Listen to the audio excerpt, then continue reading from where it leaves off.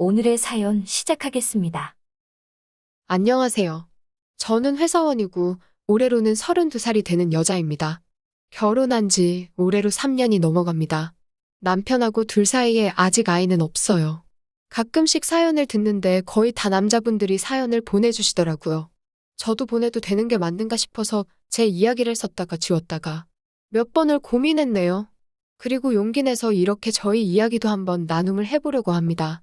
분명히 결혼 첫 해에는 다리가 후달거릴 정도로 쉴 틈이 없었는데 그게 1년 차가 지나고 2년 차가 지나니 남편이 어느 날은 피곤하다. 어느 날은 자기가 기침이 조금 심하고 목이 간지러운 것 같은데 검사를 한번 받아봐야겠다 등등 갖은 이유를 대면서 저를 점점 피하더라고요.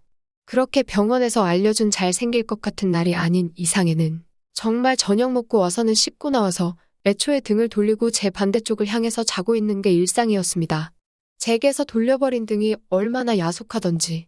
지난 4월에 거리두기 영업시간 제한도 풀리고 인원 제한도 풀리고 그래서 모처럼 회사에서 회식을 했네요.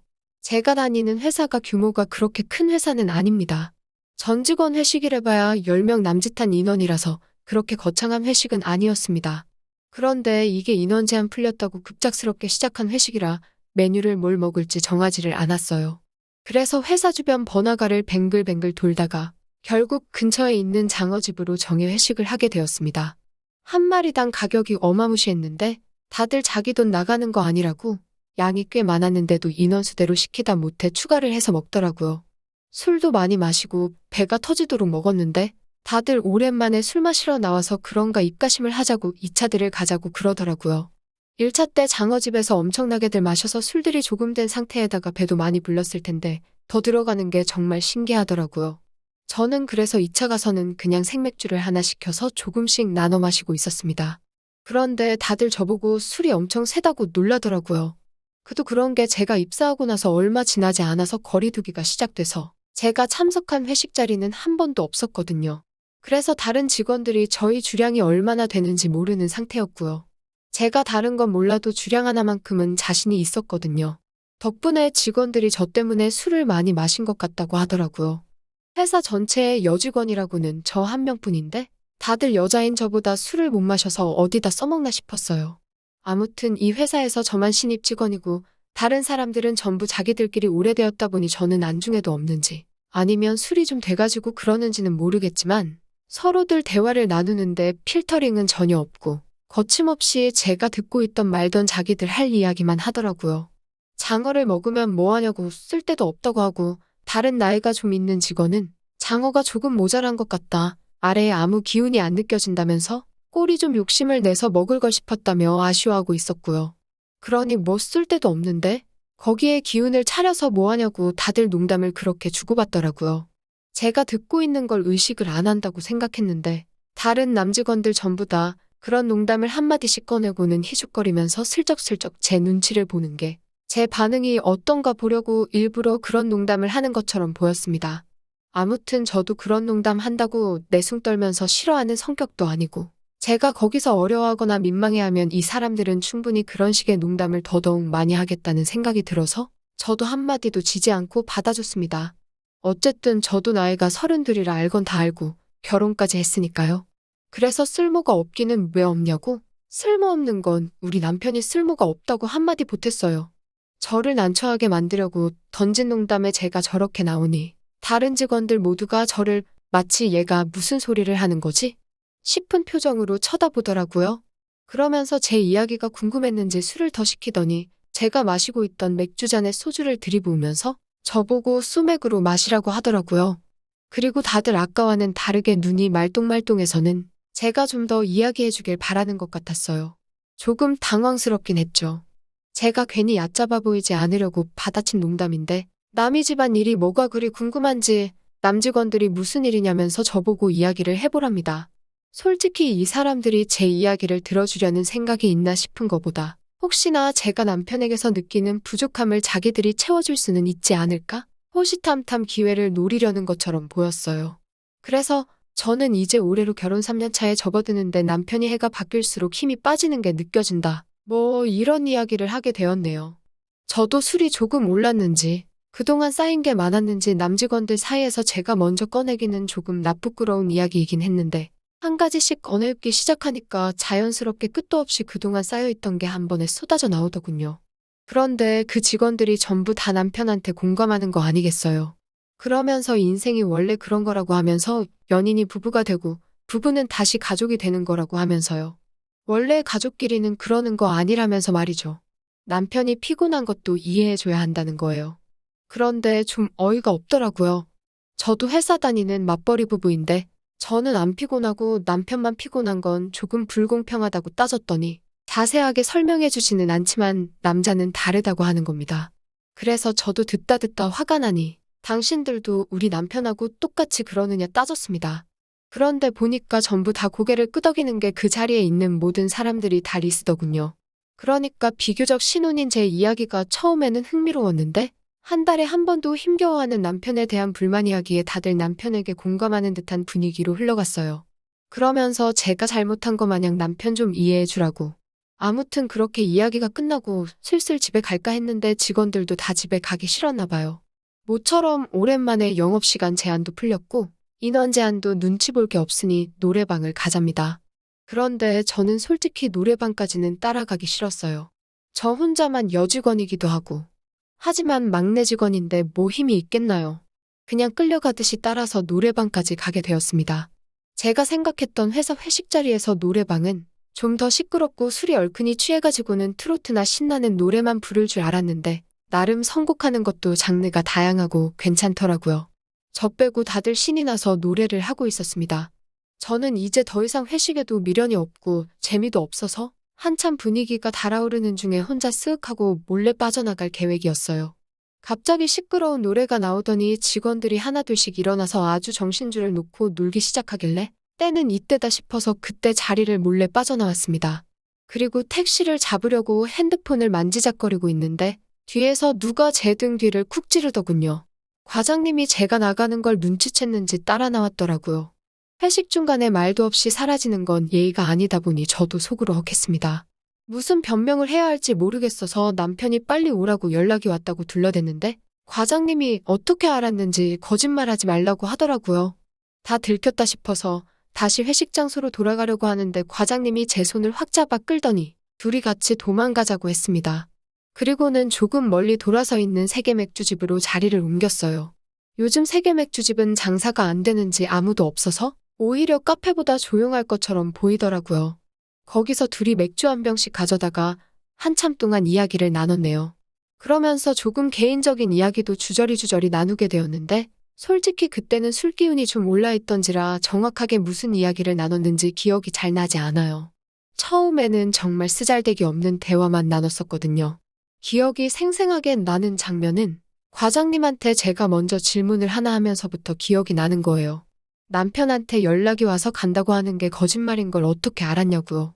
그러니 과장님이 하는 말이 나도 남편이고 맞벌이 부부라서 알고 있다고. 남자들은 보통 아내가 회식에 가서 늦는데 연락이 없으면 그건 아내가 늦으면 늦는 대로 일찍 잠들었거나 아내가 회식 중인 틈을 타서 친구들하고 같이 한 잔 땡기고 있거나 둘 중에 하나밖에 없다고 합니다. 남편이 여태 안 자고 기다리면 그건 기다리는 대로 남편이 위처증이 있거나 아내에 대한 신뢰가 부족한 거니 애초에 회식 자리에 나오질 않았거나 1차에서 집에 갔을 거라고 하는 거예요. 완전히 과장님한테 간파를 당해버렸으니 마치 제 머릿속을 전부 다 홀랑 보여준 것만 같은 기분이 들더라고요. 얼굴이 홍당무 마냥 새빨갛게 되는 게 느껴질 정도였어요. 그런데 또 반대로 생각하니 과장님이 남편 입장에서 생각해 상황을 맞추었으니 저도 와이프 입장으로 과장님 아내분이 과장님을 기다리고 있는지 아닌지가 대충 예상이 되더라고요. 그래서 과장님한테 말했어요. 과장님도 저랑 같은 상황이신 것 같다고 하니 과장님이 무슨 이야기를 하나 고개를 바짝 제 가까이 대고 이야기를 들으려고 하더라고요. 제가 과장님 아내분이었으면 지금 이 시간쯤이면 회식이고 뭐건 간에 10분 간격으로 연락을 했을 거라고요. 그런데 그게 아니라면 과장님 아내분도 지금 과장님이 어디서 뭘 하는지 신경도 안 쓰고 관심도 하나도 없을 테니 과장님 부부도 저희 부부나 마찬가지인 상황이 아니겠냐고 넌주시 떠보듯이 물어봤습니다. 과장님은 놀라는 기색도 없이 그걸 이제 눈치챘냐고 말하더라고요. 아까 이미 장어집에서 이야기한 대로라고 하면서 회사 다니는 전 직원이 지금 우리랑 같은 상황일 거라고. 의리상으로 부부라고 하는 거지. 집에서는 서로 살갑만 스쳐도 짜증이 나는 상황일 거라고 합니다. 너무 충격적이었어요. 저는 결혼 3년 차밖에 안 돼서 불만을 가졌을 뿐인데 과장님 말을 들어보니 사랑의 유통기한은 2년 정도라고 하면서 그마저도 콩깍지가 벗겨지면 그냥 헤어지지 못해 살고 있을 뿐이지. 아마 100 중에 90 모든 부부들이 우리처럼 살고 있을 거라고 하더군요. 그래서 제가 말도 안 되는 소리 하지 말라고 그러면 세상의 부부들이 심심해서 어떻게 사냐고 학을 떼면서 대답을 했어요. 그러니 과장님이 하는 말이 심심한 건 알아서 풀으면 되는 것 아니겠냐고 하면서 제 눈치를 보더라고요. 그때 딱 알았네요. 과장님이 원하는 게 뭐고 노래방에서 몰래 나가는 저를 따라온 것부터 집에 그냥 가도 된 건데 이렇게 3차 자리를 따로 만든 것까지 그리고 1차 때부터 제가 스스로 말하기 조금 민망할 정도의 개인사를 말하게 만들었잖아요.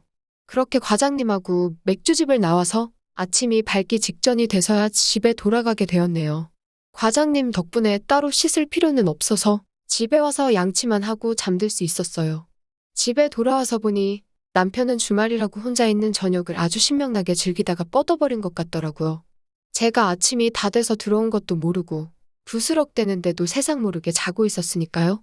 다음 주가 돼서 출근했더니 과장님이 출근을 안 했더라고요. 아침이 다 돼서 저랑 같이 나왔으니 집에서 혹시 무슨 일이 난 게 아닌가 걱정이 되던 차였어요. 그런데 회사 이메일로 과장님한테 연락이 오더라고요. 거기에는 과장님 집 주소가 써 있었고 아내는 출근 중이라 집에 없다고. 오고 싶으면 오라고 이메일이 와 있었어요. 저도 딱히 일정이 없었기 때문에 회사에 말해서 몸이 안 좋은 것 같다고 반차를 내고 퇴근했습니다. 과장님이 회사 근처에 살아서 찾아가는데 어려움은 없었어요. 아니나 다를까 다 왔다고 말하기가 무섭게 과장님이 집 앞으로 저를 데리러 나오더군요. 신축 아파트라 부담스러운 게 있었어요.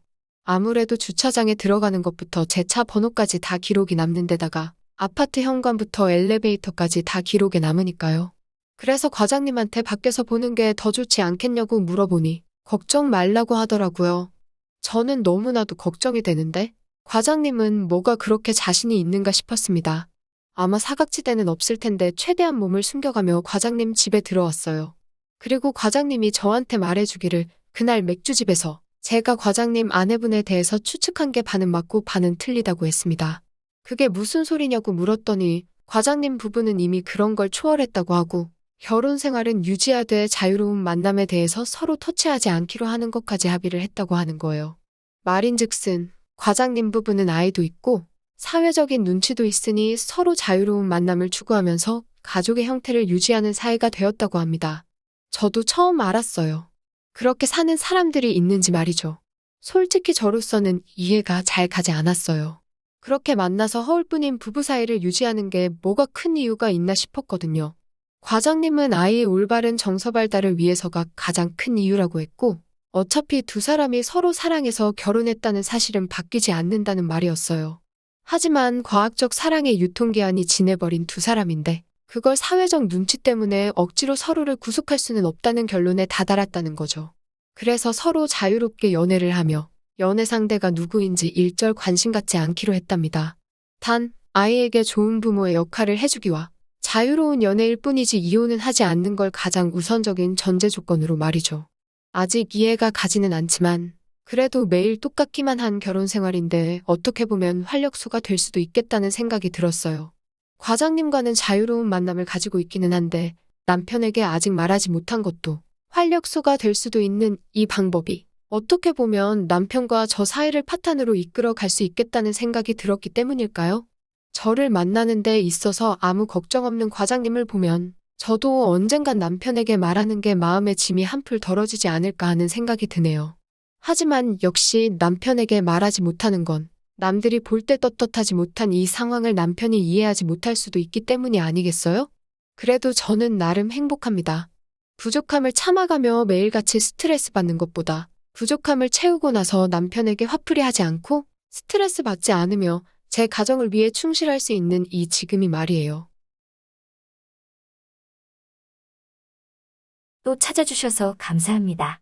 매일 새롭고 흥미로운 사연으로 찾아뵙겠습니다.